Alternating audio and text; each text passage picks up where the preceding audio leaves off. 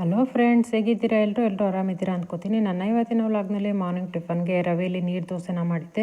ತುಂಬಾ ಕ್ವಿಕ್ಕಾಗಿ ಈಸಿಯಾಗಿ ಮಾಡ್ಕೊಳ್ಳೋ ಅಂಥ ರವೆ ನೀರು ದೋಸೆ. ಸೊ ಅದನ್ನ ಯಾವ ರೀತಿ ಮಾಡಿದ್ದೆ ಅನ್ನೋದು ಇವತ್ತು ನಿಮ್ಮ ಜೊತೆ ಶೇರ್ ಮಾಡ್ತೀನಿ. ಹಾಗೆಯೇ ಮೊಳಕೆ ಹುರುಳಿಕಾಳಲ್ಲಿ ಸೂಪ್ನ ಮಾಡಿದ್ರು ಫ್ರೆಂಡ್ ಮನೇಲಿ. ಸೊ ಅದ್ರದ್ದು ವಿಡಿಯೋನ ನಿಮ್ಮ ಜೊತೆ ಶೇರ್ ಮಾಡ್ತೀನಿ. ಹಾಗೆಯೇ ಅವ್ರ ತೋಟಕ್ಕೂ ಹೋಗಿದ್ದೆ. ಸೊ ಮಿಶ್ರ ಬೆಳೆನ ಮಾಡಿಕೊಂಡ್ರೆ ಯಾವ್ಯಾವ ರೀತಿ ಲಾಭ ಸಿಗುತ್ತೆ ಅನ್ನೋದನ್ನು ಇವತ್ತು ನಿಮ್ಮ ಜೊತೆ ಶೇರ್ ಮಾಡೋಣ ಅಂದ್ಕೊಂಡಿದ್ದೀನಿ. ಸೊ ಇವತ್ತಿನ ವ್ಲಾಗ್ ನಿಮಗೆ ಖಂಡಿತ ಎಲ್ರಿಗೂ ಇಷ್ಟ ಆಗುತ್ತೆ ಅಂತ ಅಂದ್ಕೊಳ್ತಾ, ಯಾರೆಲ್ಲ ನನ್ನ ವ್ಲಾಗ್ನ ಫಸ್ಟ್ ಟೈಮ್ ನೋಡ್ತಿದ್ರೆ ವಿಡಿಯೋನ ಲೈಕ್ ಮಾಡಿ ಮತ್ತು ಸಬ್ಸ್ಕ್ರೈಬ್ ಮಾಡಿ ಅಂತ ಹೇಳ್ತಾ ನನ್ನ ಇವತ್ತಿನ ವ್ಲಾಗ್ನ ಶುರು ಮಾಡ್ತಾ ಇದ್ದೀನಿ. ಸೊ ವೆಲ್ಕಮ್ ಟು ಸ್ವೀಕೃತಿ. ಮೊದಲಿಗೆ ಒಂದು ಬೌಲಿಗೆ ಒಂದು ಬಟ್ಲನಷ್ಟು ಅಕ್ಕಿ ಹಿಟ್ಟು ಹಾಕ್ಕೊಂಡೆ, ಮತ್ತು ಅದೇ ಒಂದು ಬಟ್ಲಲ್ಲಿ ಒಂದು ಬಟ್ಲನಷ್ಟು ರವೆನ ಹಾಕ್ಕೊಂಡೆ. ಆನಂತರ ಒಂದು ಚಿಕ್ಕದು ಜಾಮೂನ್ ಬಟ್ಲಲ್ಲಿ ಒಂದು ಬಟ್ಲಷ್ಟು ಬೋಂಡ ಮಾಡ್ತೀವಲ್ಲ ಆ ಕಡಲೆ ಹಿಟ್ಟು, ಹಾಗೆಯೇ ಒಂದು ಬಟ್ಲಷ್ಟು ಮೈದಾ ಹಿಟ್ಟನ್ನು ಹಾಕ್ಕೊಂಡೆ. ಹಾಗೆಯೇ ರುಚಿಗೆ ಎಷ್ಟು ಬೇಕೋ ಅಷ್ಟು ಉಪ್ಪು ಮತ್ತು ಒಂದು ಸ್ಪೂನಷ್ಟು ಜೀರಿಗೆನ ಹಾಕ್ಬಿಟ್ಟು, ನೀರು ದೋಸೆ ಆಗಿರೋದ್ರಿಂದ ನೀರನ್ನ ಸ್ವಲ್ಪ ಜಾಸ್ತಿ ಹಾಕ್ಕೊಂಡು ತೆಳುವಾಗಿ ಹಿಟ್ಟನ್ನು ಕಲಸಿ ಇಟ್ಕೋಬೇಕು. ಮಾಮೂಲಿ ದೋಸೆ ಹಿಟ್ಟು ಸ್ವಲ್ಪ ಗಟ್ಟಿಯಾಗೇ ಇರುತ್ತೆ, ಬಟ್ ಇದು ನೀರು ದೋಸೆ ಆಗಿರೋದ್ರಿಂದ ಜಾಸ್ತಿ ನೀರನ್ನ ಹಾಕ್ಬಿಟ್ಟು ತುಂಬ ತೆಳುವಾಗಿಯೇ ಕಲಿಸ್ಕೋಬೇಕು. ಸೊ ಹಿಟ್ಟು ಸ್ವಲ್ಪ ಗಂಟಾಗುತ್ತೆ. ಸೊ ಹಾಗಾಗಿ ಚಮಚಕ್ಕಿಂತ ಕೈಯಲ್ಲೇ ನೀಟಾಗಿ ಮಿಕ್ಸ್ ಮಾಡಿಕೊಂಡು ಕಲಿಸ್ಕೊಳ್ಳೋದು ತುಂಬ ಬೆಟರು. ಸೊ ಅವಾಗ ಗಂಟಿಲ್ಲದೆ ನೀಟಾಗಿ ಹಿಟ್ಟು ಕಲಿಸ್ಕೋಬಹುದು. ಹಿಟ್ಟನ್ನೆಲ್ಲ ಕಲಸಿ ತುಂಬ ಹೊತ್ತು ಇಡಬೇಕಂತ ಏನಿಲ್ಲ, ಕ್ವಿಕ್ಕಾಗಿ ಮಾಡ್ಕೊಳ್ಳೋ ಅಂಥದ್ದು. ಇದಕ್ಕೇನೆ ಸ್ವಲ್ಪ ಕೊತ್ತಂಬರಿ, ಕರಿಬೇವು ಹಾಗೆಯೇ ಸ್ವಲ್ಪ ಈರುಳ್ಳಿನ ಕಟ್ ಮಾಡಿ ಹಾಕ್ಕೋತಾ ಇದ್ದೀನಿ. ಜಸ್ಟ್ ಒಂದು 10 ನಿಮಿಷ ನೆನೆಯೋದಕ್ಕೆ ಬಿಟ್ಟರೆ ಸಾಕು.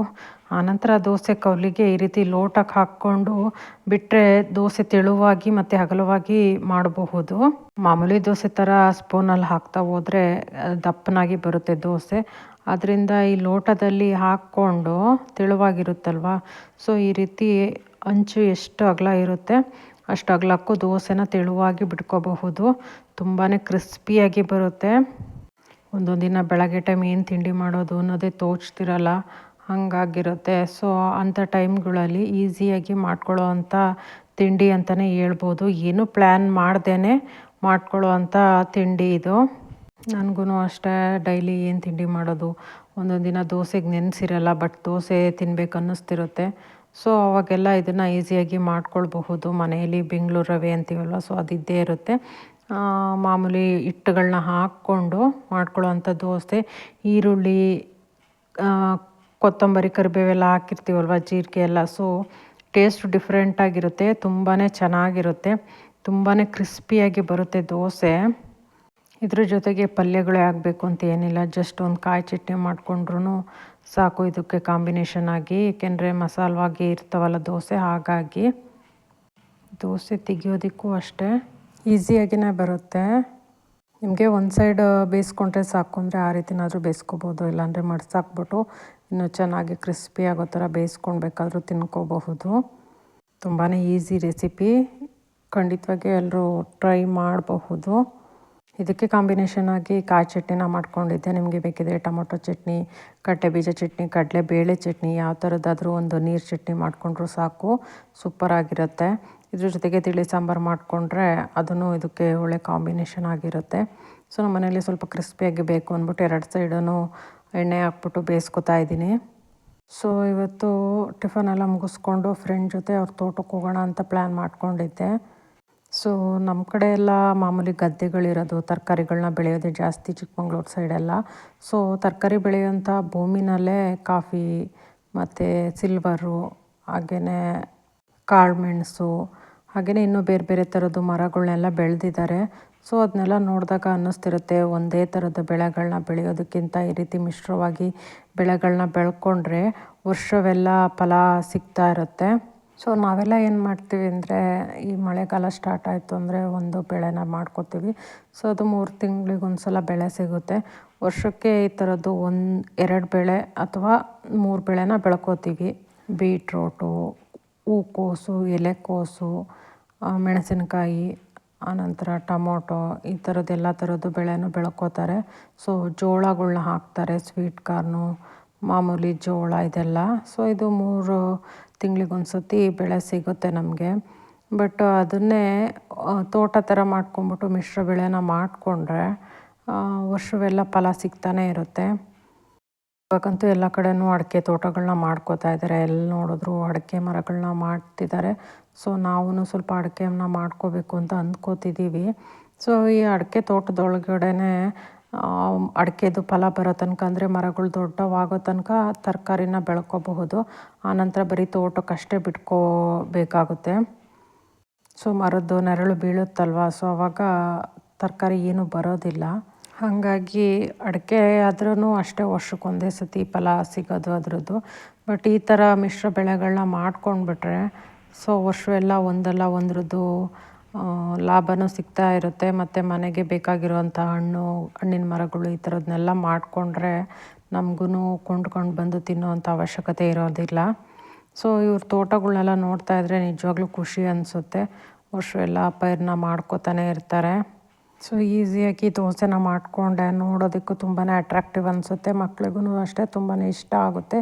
ಒಂದು ಅಟ್ರಾಕ್ಟಿವ್ ಬ್ರೇಕ್ಫಾಸ್ಟ್ ಅಂತಲೇ ಹೇಳ್ಬಹುದು. ಸೊ ಟಿಫನ್ ಎಲ್ಲ ಮುಗಿಸ್ಕೊಂಡು ತೋಟಕ್ಕೆ ಬಂದ್ವಿ. ಸೊ ಮಾಮೂಲಿ ತರಕಾರಿ ಬೆಳೆಯುವಂಥ ಭೂಮಿನೇ ಇದು. ಬಟ್ ಇದಕ್ಕೇ ಸಿಲ್ವರ್ ಮರ ಹಾಕ್ಬಿಟ್ಟು ಅದಕ್ಕೇ ಕಾಫಿ ಹಾಕಿದ್ದಾರೆ. ಅದ್ರ ಜೊತೆಗೆ ಕಾಳು ಮೆಣಸಿನ ಗಿಡನೂ ಹಾಕಿದ್ದಾರೆ. ಅದ್ರ ಜೊತೆಗೆ ಏಲಕ್ಕಿನೂ ಹಾಕಿದ್ದಾರೆ. ಕಾಫಿದು ಮಾತ್ರ ಹೂವು ಬಿಟ್ಟಿತ್ತು. ಸೊ ಕೆಲವೊಂದು ಗಿಡಗಳು ಹೂವಿತ್ತು, ಕೆಲವೊಂದು ಗಿಡಗಳಲ್ಲಿ ಕಾಫಿ ಕಾಯಿ ಬಿಟ್ಟಿತ್ತು, ಕೆಲವೊಂದು ಗಿಡದಲ್ಲಿ ಕಾಫಿ ಹಣ್ಣಾಗಿತ್ತು. ಅಂದರೆ ಒಂದೊಂದು ಗಿಡ ಹೋದಾಗ ಮತ್ತೆ ಮತ್ತೆ ಗಿಡನ ನೆಡ್ತಿರ್ತಾರೆ ಹೋದಂಗೆ. ಸೊ ಹಾಗಾಗಿ ಎಲ್ಲ ಗಿಡಗಳು ಒಂದೇ ಸತ ಕಾಫಿ ಬೀಜ ಬಿಟ್ಟಿಲ್ಲ. ಸೊ ಕೆಲವೊಂದರಲ್ಲಿ ಹೂವಿತ್ತು, ಇನ್ನು ಕೆಲವೊಂದರಲ್ಲಿ ಮಗ್ಗು ಥರ ಇತ್ತು, ಕೆಲವೊಂದರಲ್ಲಿ ಎಲ್ಲ ಕಾಯಿ ಬಿಟ್ಟಿತ್ತು, ಕೆಲವೊಂದರಲ್ಲಿ ಹಣ್ಣಾಗಿತ್ತು ಕಾಯಿ. ಸೊ ಡಿಫ್ರೆನ್ಸ್ ಟೈಮಲ್ಲಿ ಕಾಯಿನೆಲ್ಲ ಬಿಟ್ಟಿತ್ತು.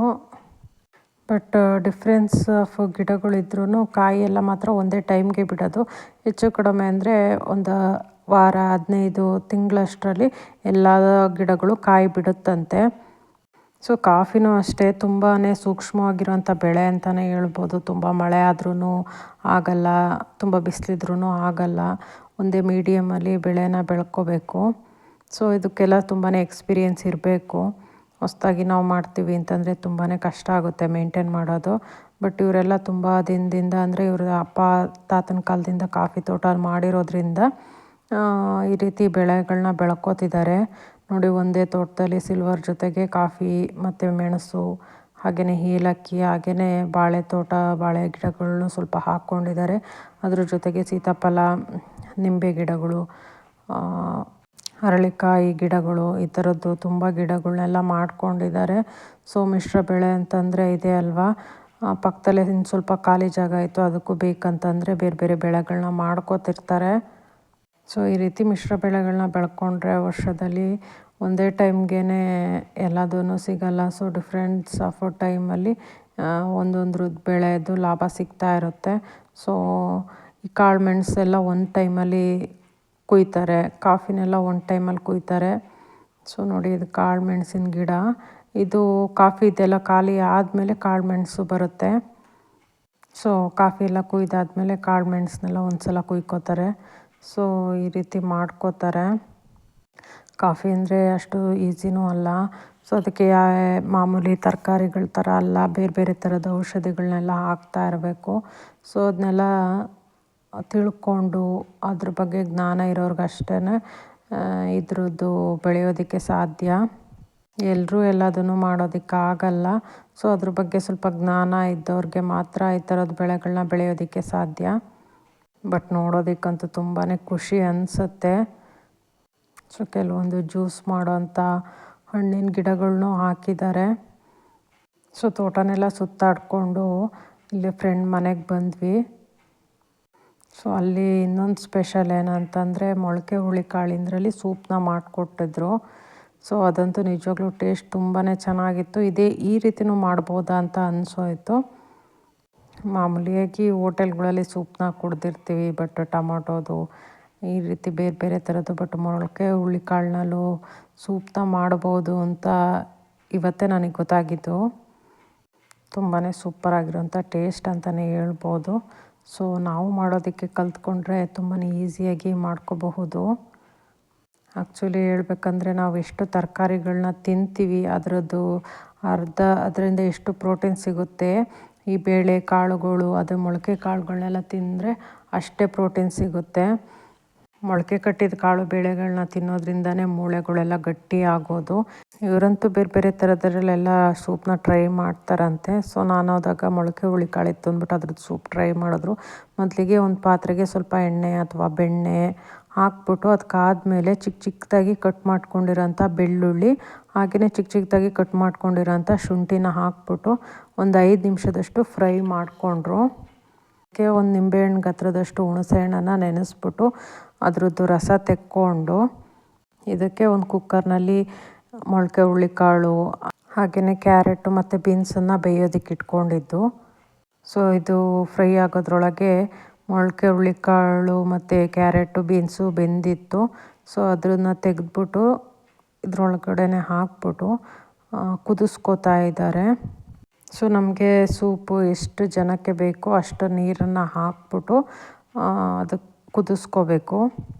ಸೊ ನಾವಿಲ್ಲಿ ಒಂದು 7-8 ಜನಕ್ಕೆ ಆಗೋವಷ್ಟು ಸೂಪನ್ನ ರೆಡಿ ಮಾಡ್ಕೋತಾ ಇದ್ದು. ಸೊ ಈ ಬೆಳ್ಳುಳ್ಳಿ ಶುಂಠಿ ಜೊತೆಗೆ ಹಾಕೋದ್ರಿಂದ ಒಳ್ಳೆ ಅರೋಮ ಬರ್ತಾಯಿತ್ತು. ಸೊ ಇದಕ್ಕೆ ನೆನೆಸಿರೋಂಥ ಹುಣಸೆ ರಸನ ಹಾಕಿ ಅದನ್ನು ಕುದಿಸ್ಕೋಬೇಕು. ಸೂಪು ಎಷ್ಟು ಕುದಿಯುತ್ತೋ ಅಷ್ಟು ಟೇಸ್ಟು ಬಿಟ್ಕೊಂಡು ತುಂಬಾ ಚೆನ್ನಾಗಿರುವಂಥ ಅರೋಮ ಸಿಗುತ್ತೆ. ಸೊ ಅರೋಮದಲ್ಲೇ ಹೇಳ್ಬೋದು ಇದ್ರ ಟೇಸ್ಟ್ ಎಷ್ಟು ಚೆನ್ನಾಗಿದೆ ಅಂತಂದ್ಬಿಟ್ಟು. ಇದಕ್ಕೆ 1 ಟೇಬಲ್ ಸ್ಪೂನಷ್ಟು ಕಾಳುಮೆಣಸು ಪೌಡರು ಹಾಗೆ ಚಿಕ್ಕದಾಗಿ ಕಟ್ ಮಾಡಿ ಇಟ್ಕೊಂಡಿರೋಂಥ ಕೊತ್ತಂಬರಿನ ಹಾಕ್ಬಿಟ್ಟು ಕುದಿಸ್ತಾ ಇದ್ದೀವಿ. ಸೂಪ್ಗೆ ಮೇಯ್ನ್ ಇಂಗ್ರೀಡಿಯನ್ ಅಂದರೆ ಕಾಳುಮೆಣಸು ಅಂತಲೇ ಹೇಳ್ಬೋದು. ಸೊ ಕಾಳುಮೆಣಸು ಹಾಕಿ ಕುದಿಸ್ತಾ ಇದ್ದರೆ ನಿಜವಾಗ್ಲೂ ಅದ್ರ ಟೇಸ್ಟ್ ಯಾವ ರೀತಿ ಇದೆ ಅನ್ನೋದು ಅದ್ರ ಸ್ಮೆಲ್ಲಲ್ಲೇ ಗೊತ್ತಾಗುತ್ತೆ. ಸೊ ಇದು ಒಂದು 10 ನಿಮಿಷ ಕುದಿಸಿ ಆದಮೇಲೆ ಮನೆಯಲ್ಲೇ ಮಾಡಿರೋಂಥ ಬೆಣ್ಣೆ ಇತ್ತು. ಸೊ 1-2 ಸ್ಪೂನಷ್ಟು ಬೆಣ್ಣೆನ ಹಾಕಿದ್ರು. ಟೇಸ್ಟ್ ಅಂತೂ ಸೂಪರ್ ಅಂತಲೇ ಹೇಳ್ಬಹುದು. ಸುಮಾರು 1/4 ಗಂಟೆಯಷ್ಟು ಕುದಿಸಿದ ಮೇಲೆ ಸೂಪರಾಗಿರುವಂಥ ಮೊಳಕೆ ಹುಳಿಕಾಳು ವೆಜಿಟೇಬಲ್ಸ್ದು ಸೂಪ್ ರೆಡಿ ಆಯಿತು. ಖಂಡಿತವಾಗಿಯೂ ಎಲ್ರಿಗೂ ಇಷ್ಟ ಆಗುತ್ತೆ. ಸೊ ನೀವು ಒಂದ್ಸಲ ಟ್ರೈ ಮಾಡಬಹುದು. ಸೊ ನನ್ನ ಇವತ್ತಿನ ವ್ಲಾಗ್ ನಿಮಗೆ ಇಷ್ಟ ಆಗಿದ್ದರೆ ವಿಡಿಯೋನ ಲೈಕ್ ಮಾಡಿ ಮತ್ತು ಸಬ್ಸ್ಕ್ರೈಬ್ ಮಾಡಿ ಅಂತ ಹೇಳ್ತಾ ನಾನು ಇವತ್ತಿನ ವ್ಲಾಗ್ನ ಮುಗಿಸ್ತಾ ಇದ್ದೀನಿ. Thank you.